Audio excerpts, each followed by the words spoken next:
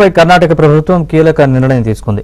RSS ఉత్సవాల్లో పాల్గొన్న ప్రభుత్వ ఉద్యోగులపై చర్యలు తీసుకునేందుకు అధికారులు సిద్ధమయ్యారు.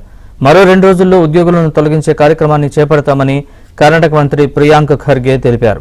రాజకీయ అనుబంధ సంస్థల్లో ప్రభుత్వ ఉద్యోగులు సభ్యులుగా ఉండకూడదని తెలిపారు. అందులో భాగంగానే ఆర్ఎస్ఎస్ ఉత్సవాల్లో పాల్గొన్న వారిపై చర్యలు తీసుకుంటున్నామని ప్రియాంక్ ఖర్గే వెల్లడించారు.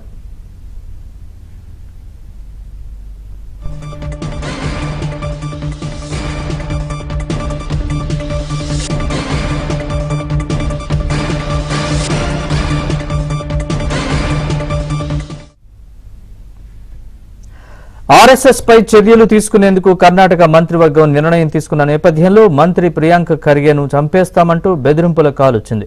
దీంతో వెంటనే అప్రమత్తమైన పోలీసులు బెంగళూరులో ప్రియాంక్ ఖర్గే నివాసం వద్ద భారీ బందోబస్తు ఏర్పాటు చేశారు. బీజేపీ ఆర్ఎస్ఎస్ బెదిరింపులకు భయపడేది లేదని ప్రియాంక్ ఖర్గే స్పష్టం చేశారు.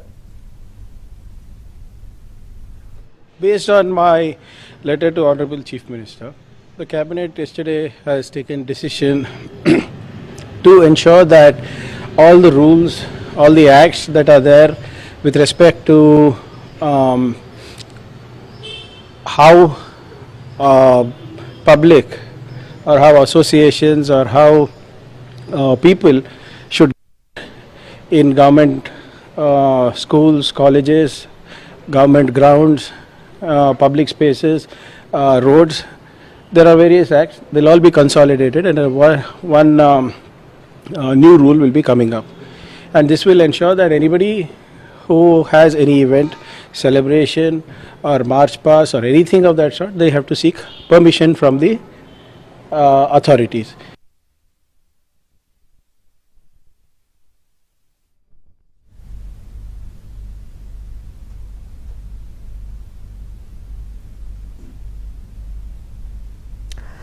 ఆర్ఎస్ఎస్ కార్యక్రమాల్లో పాల్గొంటున్న ప్రభుత్వ ఉద్యోగులను తొలగించాలని కర్ణాటక ప్రభుత్వం నిర్ణయం తీసుకుంది. దీనికి సంబంధించిన పూర్తి వివరాలు మా ప్రతినిధి రిత్విక్ అడిగి తెలుసుకుందాం. రిత్విక్, చెప్పండి పూర్తి వివరాలు. నరేష్, ఇటు కర్ణాటక ప్రభుత్వానికి ఇటు ఆర్ఎస్ఎస్ మధ్య వివాదం చెలరేగిందని చెప్పుకోవాలి. ఏదైతే కర్ణాటక మంత్రి ప్రియాంక్ ఖర్గే ఆయన నిన్న వ్యాఖ్యలు చేశారు. ఆర్ఎస్ఎస్ మంత్రివర్గ సమావేశం జరిగింది. మంత్రివర్గ సమావేశం తర్వాత ప్రియాంక్ ఖర్గే వచ్చి మీడియాతో మాట్లాడుతూ కూడా ఈ ఆర్ఎస్ఎస్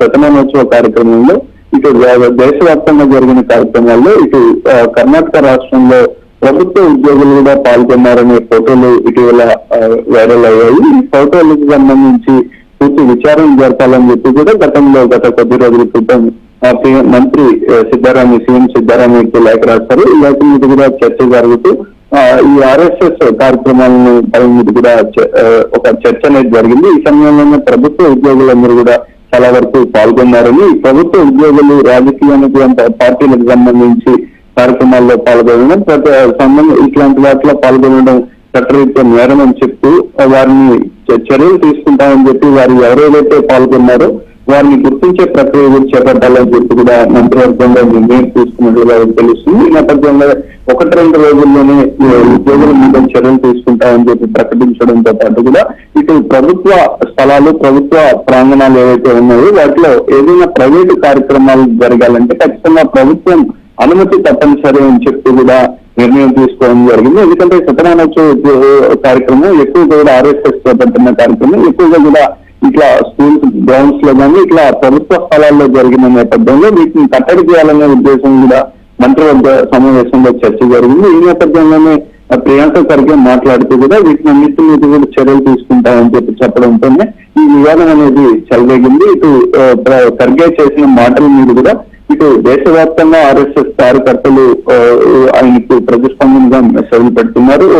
సోషల్ మీడియాలో కానీ ఆయన అనుబంధ సోషల్ మీడియా అకౌంట్ లో కానీ ఆయన్ని విమర్శిస్తూ కూడా పెడుతున్నారు. ఇప్పటికే ఆయన తీవ్రమైన విమర్శలు చేయడంతో ఇటు సిద్ధరామయ్య పై ఇటు మంత్రి ఖర్గే మీద కూడా తీవ్రమైన విమర్శలు చేసిన వ్యక్తిని అదుపులోకి తీసుకున్నారు. అదేవిధంగా ఆయనకు బెదిరింపు కాల్స్ వస్తుండడంతో ఈ బెదిరింపు కాల్స్ వస్తున్న నేపథ్యంలో పోలీసులు కూడా ప్రియాంక ఖర్గే ఇంటి వద్ద భారీ భద్రతగా ఏర్పాటు చేస్తున్నారు. దీని మీద ప్రభుత్వం మరింతగా కూడా ఉద్యోగుల మీద కానీ ఏమైనా చర్యలు చేపడితే ఈ ఆర్ఎస్ఎస్ కార్యకర్తలు, దేశవ్యాప్తంగా ఉన్న ఆర్ఎస్ఎస్ కార్యకర్తలు ఎలా వ్యవహరిస్తారో మీద కూడా ఒక చర్చనీయాంశంగా మారింది. దీని మీద ప్రభుత్వం జరిగే కూడా మరోమారు కూడా స్పందిస్తూ కూడా దీని మీద బీజేపీ కానీ ఆర్ఎస్ఎస్ కార్యకర్తలు బెదిరింపులకు ఎట్టి పరిస్థితుల్లో బయట లేదంటూ మీరు చెప్పుకొచ్చారు. అయితే దీని మీద తదుపరి కార్యాచరణ ఎలా ఉంటుంది, ఆర్ఎస్ఎస్ ఎలా బిహేవ్ చేస్తుంది, ప్రభుత్వం ఎలా స్పందిస్తుంది అనేది నరేష్.